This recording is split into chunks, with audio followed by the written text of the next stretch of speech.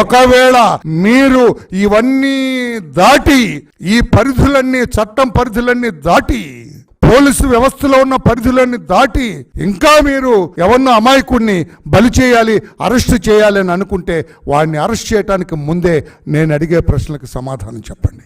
ఇదిగో రామయ్య గారు, మీరు అడిగిన ప్రశ్నలకి నేను సమాధానం చెబుతున్నా అని అడగండి. నంబర్ 1, మొదటి ప్రశ్న, 6 రోజులైనా గులకరాయి మీకు దొరికిందా? ఎందుకు ఆ గులకరాయిని మీరు పట్టుకోలేకపోయారు? గులకరాయి లేకుండా, ఆయుధం దొరకకుండా ఇది హత్యాయత్నం ఎలా అవుతుంది? సమాధానం చెప్పాలా? హత్యాయత్నం జరిగిందని అన్న వెంటనే వైసీపీ నాయకులు గులకరాయితో విసిరారని చెప్పారు. అది వైసీపీ వాళ్ళకి ఎలా తెలిసింది? సమాధానం చెప్పండి. ఆ కెమెరామెన్, ముఖ్యమంత్రి గారి వెనక నుంచి జనాన్ని షూట్ చేయవలసిన కెమెరామెన్ అక్కడేదో వస్తుందన్నట్లుగా కెమెరా పైకి పెట్టాడు. ఎలా పెట్టాడు అంటే అతనికి ఈ రాయి వస్తుందని ముందే తెలుసా లేదా చెప్పండి.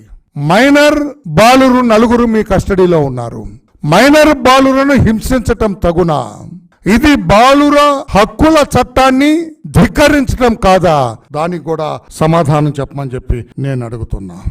సతీష్ అనే వ్యక్తిని మీరు అరెస్ట్ చేయబోతున్నట్టుగా సాక్షికి ఎలా బ్రీఫ్ చేశారు? మీరు సాక్షి పేపర్కే ఎందుకు చెప్పారు, మిగతా పేపర్లకు ఎందుకు చెప్పలేదు?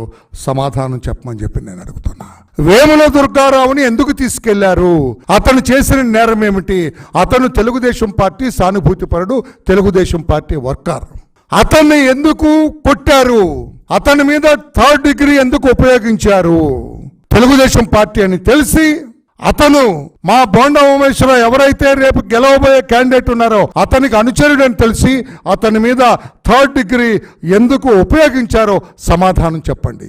కరెంటు లేనప్పుడు, విద్యుత్ ఆపినప్పుడు చీకట్లో ముఖ్యమంత్రి ఎలా నిలబడ్డారు? సెక్యూరిటీ ఆఫీసర్లు అందరూ ఎందుకు కూర్చున్నారు? మీరే సెక్యూరిటీ ఇన్ఛార్జ్ కాబట్టి, మీరే పోలీస్ కమిషనర్ కాబట్టి దానికి సమాధానం చెప్పండి. అంటే సెక్యూరిటీ అధికారులందరికీ ముందే తెలుసా రాయి రాబోతుంది, అది జగన్మోహన్ రెడ్డి గారికి తగలబోతుంది, మనం కూర్చోవాలి, నిలబడితే మనకు తగిలే ప్రమాదం ఉంది, ఆయన ఒక్కనే నిలబెట్టాలి అని నిలబెట్టారా? సమాధానం చెప్పమని చెప్పి కూడా నేను అడుగుతున్నాను. నేను అక్కడ చంద్రబాబు గారు టూర్ చేశారు, చాలా మంది టూర్ చేశారు. పవర్ ఎందుకు కట్ చేశారు? సమాధానం. మీరు ఆదేశించారా పవర్ కట్ చేయమని? వైసీపీ నాయకులు ఆదేశించారా? సమాధానం చెప్పండి. On whose direction the power was cut on that day? ఎందుకు పవర్ కట్ అయింది? ఎవరు చేశారో సమాధానం చెప్పమని చెప్పి నేను అడుగుతున్నాను. నేను